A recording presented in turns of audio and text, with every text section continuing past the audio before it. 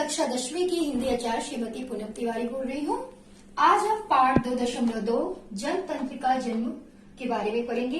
इसके कवि श्री रामधारी सिंह दिनकर जी हैं। यह जो पद्यांश है, रामधारी सिंह दिनकर जी ने 26 जनवरी 1950 में प्रथम गणतंत्र दिवस पर लिखा है, रचा है।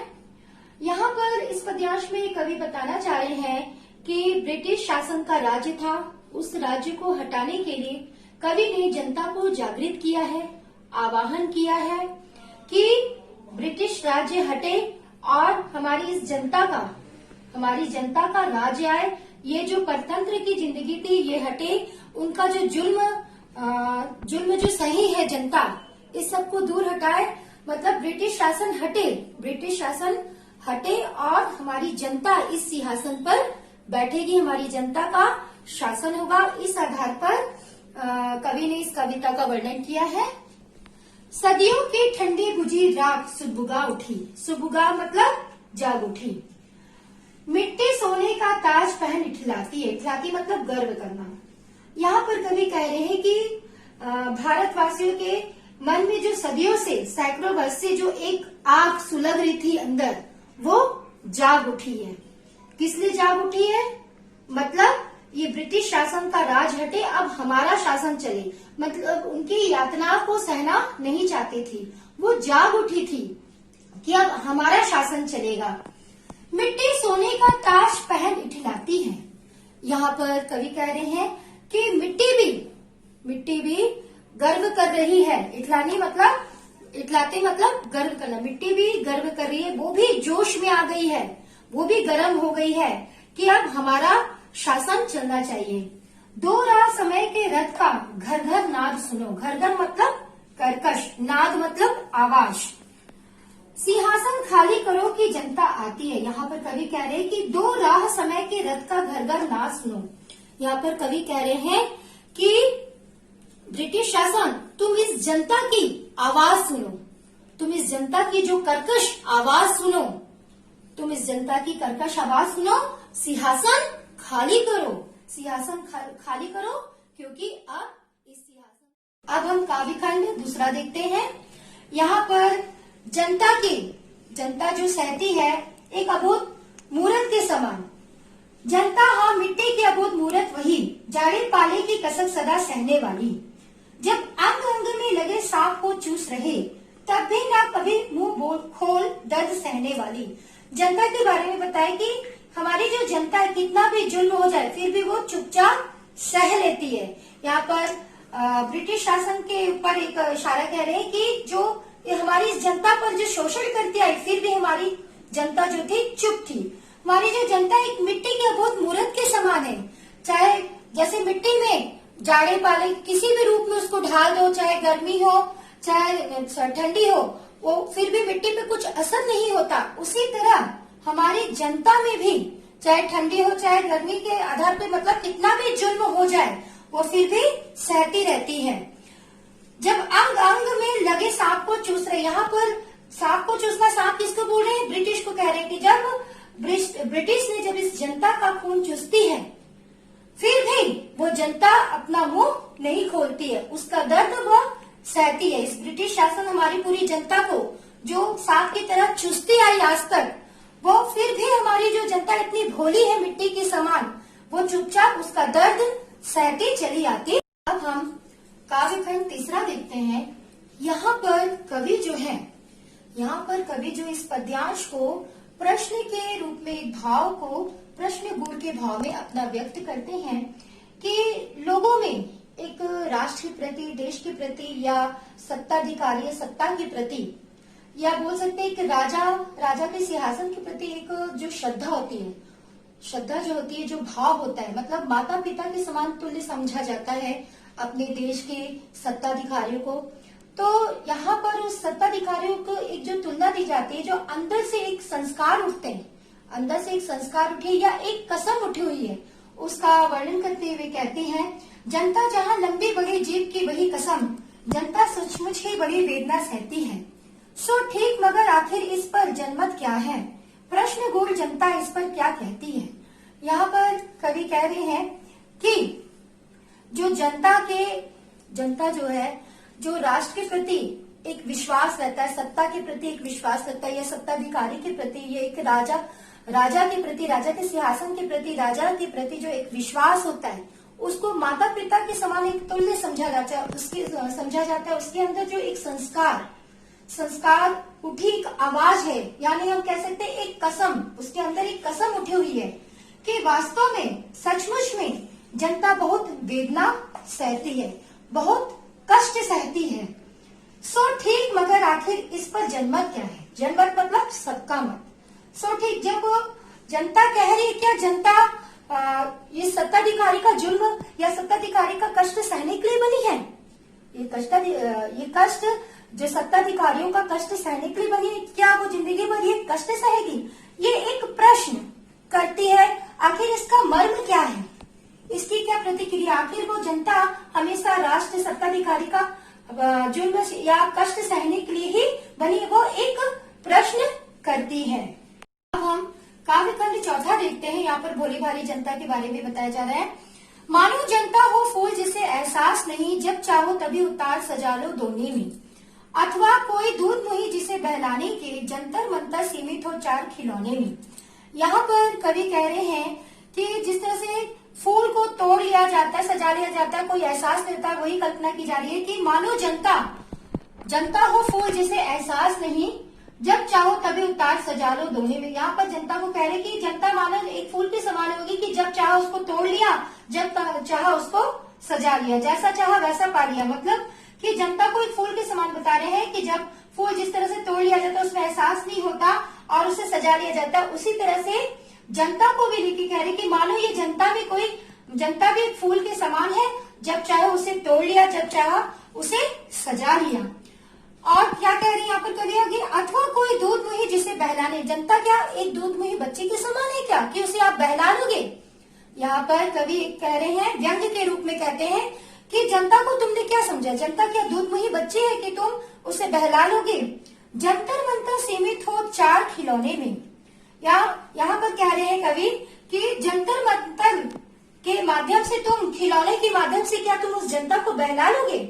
जंतर, यहाँ पर मैं कहना चाहूंगी जंतर मंतर वो जगह है, वह स्थान है जहाँ पर जनता अपनी शिकायत धरना देकर करती है और शासन को उस धरना के माध्यम से उनकी बात को, जनता की बात को मानना पड़ता था। आज भी वो जंतर मंतर जगह विद्यमान है। यहाँ पर कवि कह रहे हैं कि क्या जनता को तुमने दूध मुही बच्ची समझा है, दूध मुही बच्ची समझा, या जंतर मंतर के माध्यम से, खिलौने के माध्यम से तुम उसे बहलाना चाहते हो? यहाँ पर जंतर मंतर को उस जगह पर कह रहे हैं कि वो जगह है जहाँ पर जनता जो है, जनता अपनी बात मनवाती है, उस जगह स्थान है और शासन को उस बात को मानना पड़ता है। अब हम काव्यखंड पांचवा देखते हैं। लेकिन होता भूडोल बवंडर उठते हैं, जनता जब कोपाकुल हो भ्रिकुटी चढ़ाती है, दो राह समय के रथ का गर्गनाद सुनो, सिंहासन खाली करो कि जनता आती है। यहाँ पर जनता की क्रोध का वर्णन किया गया है कि जब जनता अपने क्रोध में आती है तो भूडोल मतलब भूमंडल हिलने लगता है, एक बवंडर सा उठने लगता है जब जनता अपने क्रोध में आ जाती है। जनता जब कोपाकुल भ्रिकुटी चढ़ाती है, जब जनता अपने क्रोध में आती है तो अपने भौवे को, भ्रिकुटी मतलब अपने भौवे को तान देती है। मतलब उसके, जनता के आवाज से, जनता के क्रोध की वजह से सारा भूमंडल, धरती आकाश हिलने लगता है, एक आंधी आ जाती है और सारा भूमंडल हिलने लगता है। दो राह समय के रथ का गर्गनाद सुनो, गर्गनाद मतलब कर्कश, नाद मतलब आवाज। दो राह, यहाँ पर कवि कह रहे हैं कि दो राह मतलब दो रास्तों के बारे में वर्णन कह रहे हैं कि एक समय वो था जिस समय जनता चुपचाप सहती रही, लेकिन अब वो समय आ गया जब जनता ने आवाज उठाई है, जनता ने आवाज उठाई है, इसका जो शोषण होती आई इसका बहिष्कार किया है, जनता ने आवाज उठाई। आज ये रहा है कि जनता ने आज आवाज उठाई है। सिंहासन खाली करो कि जनता आती है। यहाँ पर कवि कह रहे हैं, अंग्रेजों को संबोधित करते हुए कह रहे हैं कि आज वो जनता जाग गई है, आज वो राह बदल गया है। एक समय था वो सही है लेकिन अब उसने सहना छोड़ दिया है, इसलिए तुम इस सिंहासन को छोड़ो क्योंकि अब इसमें जनता का राज होगा। यहाँ पर कवि कह रहे हैं कि हम जनता, हम अगर उस सिंहासन में तुमको बैठा सकते हैं तो सिंहासन से तुम्हें हटा भी सकते हैं और अपने में से ही एक पात्र को चयनित करके उस सिंहासन में बैठा सकते हैं और इस राष्ट्र का नेतृत्व भी कर सकते हैं। अब हम काव्य खंड 6वां देखते हैं। यहाँ पर जनता के बारे में वर्णन किया जा रहा है कि जनता के जोश का एक वर्णन है कि जब वो अपने जोश में आती है, मतलब एक संगठन में आती है, जब बोलते हैं ना संगठन में शक्ति है, जब वो अपनी शक्ति का प्रतीक देती है तो किस तरह से लोग में असर दिखता है, किस तरह से परिवर्तन होता है। हुंकारों से महलों की नींव उखड़ जाती है। यहाँ पर सांसों के बल से ताज हवा में उड़ता है। जनता के रोके रात समय में ताप कहाँ, वह जिधर चाहती काल उधर भी उड़ता है। यहाँ पर कवि कह रहे हैं कि जब जनता अपने जोश में आती है, अपनी तेज में आती है, जब वो हुंकार मतलब वो जब गर्जना करती है, जब वो आवाज करती है तो महलों की नींव भी उखड़ जाती है। सांसों के बल से ताज हवा में उड़ता है। जब वो सांस लेती है, तीव्रता से जब सांस लेती है तो तीव्रता की सांस लेने की वजह से जो राजाओं के जो ताज हैं वो भी हिल जाते हैं। जनता के रोके रात समय में ताप कहाँ। अब तो ऐसा हो गया है कि जनता की राह समय भी नहीं रोक सकता। वह जिधर चाहती काल उधर भी उड़ता है। जनता वो जिधर चाहती है काल भी उधर ही, मतलब समय भी उसी के आधार पर मुड़ता है, समय भी उसी के आधार पर परिवर्तन करता है। अब हम काव्य खंड 7वां देखते हैं। यहाँ पर जनता के शक्ति में एक विजय का एक किरण दिखता है इनकी आंखों से। अब तो शताब्दियों के सहस्त्र बाद का अंधकार बीता, गवाक्ष अंबर के दहकते जाते हैं। यह और नहीं कोई जनता के स्वप्न अजय, चीरते तिमिर का वक्ष उमड़ते जाते हैं।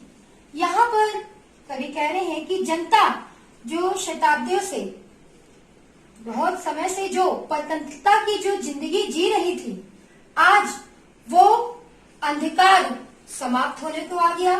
क्योंकि यह कविता 26 जनवरी 1950 में लिखी गई है, तो इसी के आधार पे वर्णन है कि शताब्दियों सहस्त्र इतने साल से जो जनता अंधकार की जिंदगी जी रही थी, जो शोषण की शिकार थी, आज वो अंधकार मिटने को आया, समाप्त होने को आया। बीता गवाक्ष अंबर के दहकते जाते हैं। इसका उदाहरण किस तरह से दिखता है, मतलब जनता की जो एक चमक है वो आसमान की खिड़कियों से जो रोशनी, जो आसमान में जो रोशनी है वो दहक उठी है जनता की एक चमक से।